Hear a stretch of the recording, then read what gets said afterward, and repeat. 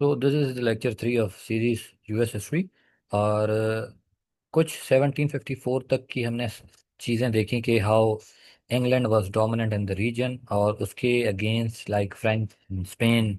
But Spain we have seen कि Spain जो था it was mostly in this region, in नीचे के रीजन में था ना, जो कैरेबियन शुगर आइलैंड्स वगैरह थे, क्यूबा, मैक्सिको और इस जगह के रीजन। इशू सारा आता है जो फ्रेंच थे वो जो थे वो मोस्टली इस रीजन में थे। वी सेड कि वो इस रीजन में, क्यूबिक के रीजन में आना शुरू हुए थे और इस साइड इंग्लैंड। तो इनका ज्यादा इशू रहता था कि अब इस साइड जो थी आबादी भी ज्यादा थी और ये ज्यादा खाली एरिया था, या यहाँ पे इंडियंस रहते थे। इंडियंस वो रेड इंडियंस जो कि नेटिव लोग, यहाँ के लोकल मकामी लोग थे जो 1492 से पहले से रहते आ रहे थे। सो अब ये कि इनके आपस में तजादात बढ़ते जा रहे थे, फ्रेंच के और इंग्लिश लोगों के। So what was happening here कि अब फ्रेंच जो थे वो लोकल इंडियंस जो थे, जो लोकल लोग थे, उन्हें इंसाइट कर रहे थे कि हम आपके साथ हैं। We need to resist those English या ब्रिटिश मैन जो हैं, इन्हें हमने किसी तरीके से रोकना है।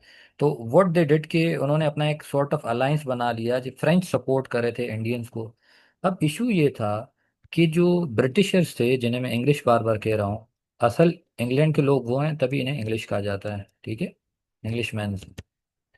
ये अपनी मदर कंट्री से इस अमेरिका को अपनी कॉलोनी ऑपरेट कर रहे थे, राइट, अमेरिका इनकी कॉलोनी थी। अब ब्रिटिश की जो पॉलिसी थी, economic policy, that was mercantilism. What mercantilism says is, mercantilism ये कहती है पॉलिसी के जो आपका मदर कंट्री होगा या आपकी जो गवर्नमेंट होगी वो इकोनॉमी को रेगुलेट करेगी। क्यों रेगुलेट करेगी? कि वो अपना पावर इंक्रीज करना चाहेगी। अब UK is a mother country, ठीक है, USA is a colony, it is a mother country and it is a colony. ये क्या करेगा? अमेरिका की इकोनॉमी को और अपनी इकोनॉमी सबको रेगुलेट खुद करेगा, गवर्नमेंट खुद रेगुलेट करेगी कि इनकी फेवर में ट्रेड होना चाहिए। तो जो फेवरेबल ट्रेड होगा तो obvious they would be in the surplus, फायदे में होंगे, उस फायदे से वो क्या करेंगे? अपना पावर इंक्रीज करेंगे, ठीक है। UK was the biggest empire, तो इस वजह से वो अपनी एम्पायर को सस्टेन करने के लिए मर्केंटलिज्म जैसी पॉलिसी को चलाते थे या वो यूज करते थे। अब अमेरिका कॉलोनी थी, वो प्रोड्यूस करती थी गुड्स, ये गुड्स जाते थे यूके, ठीक है। यूके से फिर लेट्स सपोज अगर कॉटन जाती है वहाँ पे, तो वहाँ से शर्ट बन के आती थी, फिर ये फिनिश गुड जो थे यूएस वाले लेते थे। तो यहाँ से जाता था रॉ प्रोडक्ट जाता था और वहाँ से फिनिश्ड आता था और यहाँ लेना था। अब लेट्स सपोज इन्होंने कॉटन बेचा और 5 रुपये कमाया और वहाँ से फिनिश शर्ट वो 500 रुपये में लेते, तो ऑब्वियस किसकी फेवर में थी? यूके की फेवर में थी। This is why this is called mercantilism. So अब क्या हुआ कि US has to rely on UK for the purchase of finished goods, right. अब सबसे बड़ा जो ट्रेड कमोडिटी थी that was tobacco and sugar, जो कि यूएस से जाती थी, यहाँ से टोबैको जाती थी, शुगर जाती थी। एंड द थर्ड ट्रेड जो था सबसे बड़ा वो था slave trade. Slave trade in the sense कि वो गुलामों को खरीदते थे और बेचते थे और स्लेव्स को मतलब प्रॉपर्टी चलाते थे, मतलब यहाँ पे, ठीक है। और slaves mainly those were Afro American, या जिन्हें हम नेग्रोज या ब्लैक पीपल या पीपल ऑफ कलर भी कहते हैं, राइट, इसमें कंफ्यूज नहीं होना।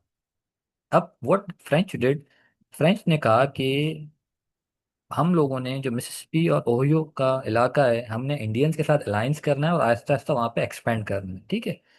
अब नाउ इफ यू सी कि this is the Ohio river, ठीक है, and this is the Mississippi river in the map, ठीक है। अब ये लोग जब यहाँ से आए तो दे नीडेड कि हम ये अपालेचन माउंटेन की जो है लाइन पूरी, इन्होंने कहा ये क्रॉस करके हम यहाँ पे एक्सपेंड करें। सो सी के दिस इज इंडिया ना, तो यहाँ पे मोस्टली पीपल वर थे जो नेटिव इंडियन लोग थे, इनकी पॉपुलेशन यहाँ पे ज्यादा थी। तो फ्रेंच सपोर्टेड देम कि किसी तरीके से we need to expand here, right, and we should stop England from expanding in the region, ठीक है। अब व्हाट ब्रिटिश डेट के उसने क्या किया कि जो गवर्नर ऑफ वर्जीनिया था, उसने ये जो ज़मीनें थी सारी उसे गिफ्ट कर दी कि दिस साइड वाली जो रीजन है, ये वर्जीनिया वाला रीजन है, गवर्नर ऑफ वर्जीनिया, इसको ये वाली जो ज़मीनें थी ये इसे गिफ्ट कर दी, ओहायो वाली, कि ये रीजन जो है आपका हुआ। बट व्हाट फ्रेंच डिड कि उसने सपोर्ट किया इंडियंस लोगों को जो नेटिव इंडियन थे यहाँ पे। सो एज अ रिजल्ट क्या होता है कि कॉन्फ्लिक्ट शुरू हो जाता है between the Indians, those who are supported by the French and the UK, right. इन्होंने अलाइड करके एंड उन्होंने कहा कि हम आपके जो ये वर्जीनिया, गवर्नर ऑफ वर्जीनिया को आपने जो ज़मीन दी हम इसे रिकॉग्नाइज नहीं करते। इसकी वजह से एक जंग लग जाती है, ठीक है। और ये जंग 17 54 से शुरू होती है और 1963 में एक पीस ट्रीटी होती है, उससे जाके ये सॉर्ट आउट होती है सारी की सारी जंग आपकी, जो कि पीस ट्रीटी ऑफ पेरिस इन 1763 होती है, जो इस जंग को रोकती है। अब होता ये है कि ऑब्वियस जंग होती है तो जंग के बाद कुछ चेंजेस भी आते हैं, कुछ चीज़ें डिफरेंट। तो व्हाट हैपेंड कि जो ब्रिटेन था उसे फिर कनाडा का इलाका मिल जाता है, ठीक है। ब्रिटेन को कनाडा मिल जाता है, फ्लोरिडा मिल जाता है, ठीक है, बदले में। और फ्रांस को जो है वो नीचे वाला इलाका मिल जाता है, जो कैरिबियन आइलैंड्स हैं। स्पेन को क्यूबा मिल जाता है। तो अभी आपके जो रीजन्स हैं ये डिवाइड हो जाते हैं, राइट। ये आपके क्यूबा वाली side that is for the Spain, this Florida goes to France, और बाकी ये जो रीजन है सारा चला जाता है इंग्लैंड के पास, राइट। so दैट मीन्स के England has got much of the territory. अभी देखें, वो है। अब ये होता है कि आपके जो फ्रेंच हैं वो यहाँ से तो बाहर निकल जाते हैं, ठीक है। अमेरिकन इंडियंस जो होते हैं वो फंस जाते हैं ब्रिटिश के साथ, ठीक, क्योंकि इन्होंने तो जंग की थी यहाँ पे।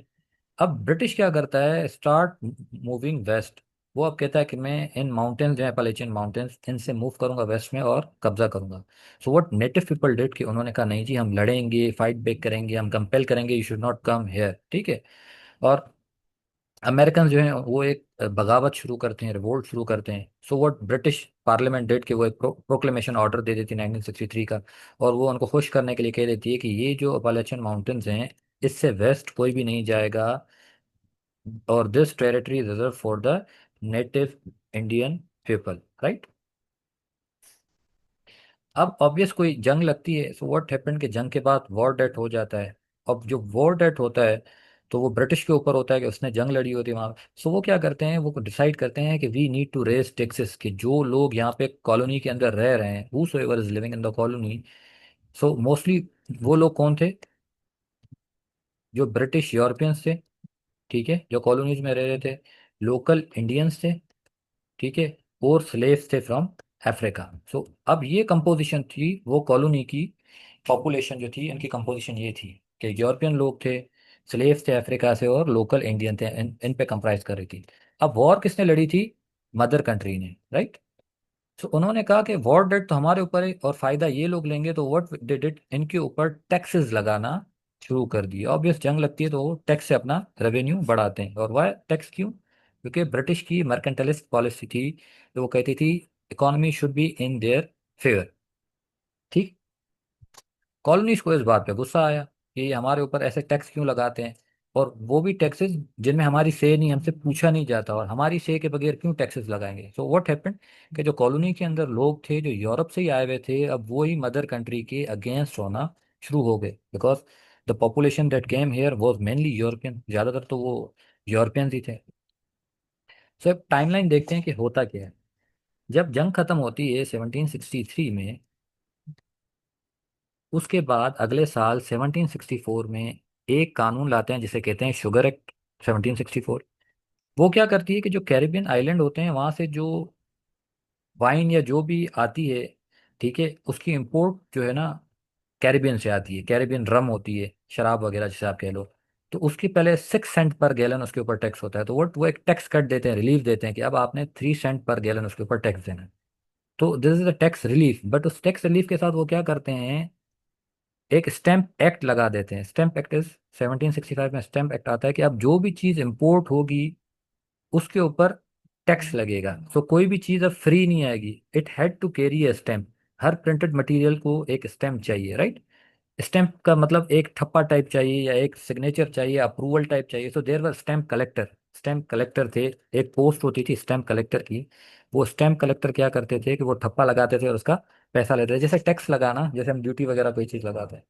तो वहाँ के जो लोग थे उन्होंने क्या किया, एहतजाज करना शुरू कर दिया, एहतजाज अगेंस्ट दोज स्टैम्प एक्ट, और ये जो टैक्स उनकी से के बगैर उनके ऊपर है। तो वो क्या करते थे, उन्होंने एक ग्रुप बनाया जिसे स्टैम्प एक्ट कांग्रेस कहते थे, जो कि फिर बॉयकॉट उसने शुरू कर दिया कि अब ब्रिटिश से कोई भी गुड यहाँ पे हम अपनी अमेरिका के अंदर नहीं आने देंगे। अमेरिका उस टाइम पे उनकी कॉलोनी थी, सो मदर कंट्री से हम कोई भी चीज़ यहाँ नहीं आने देंगे, वी आर बायकॉटिंग ब्रिटिश गुड्स। तो ये पहला एक कोऑर्डिनेटेड एक्शन था कि जो कॉलोनी के लोगों ने अपनी मदर कंट्री के अगेंस्ट शुरू किया। इस एक्शन के साथ व्हाट दे डिड, इन्होंने बॉयकॉट्स के साथ एक अवेयरनेस भी शुरू कर दी कि हमें आज़ादी चाहिए, और उन्होंने स्ट्रीट एक्शन शुरू कर दिए। जैसे वो स्टैम्प कलेक्टर को क्या करते थे, मारते थे या उनको हैरेस करते थे, राइट।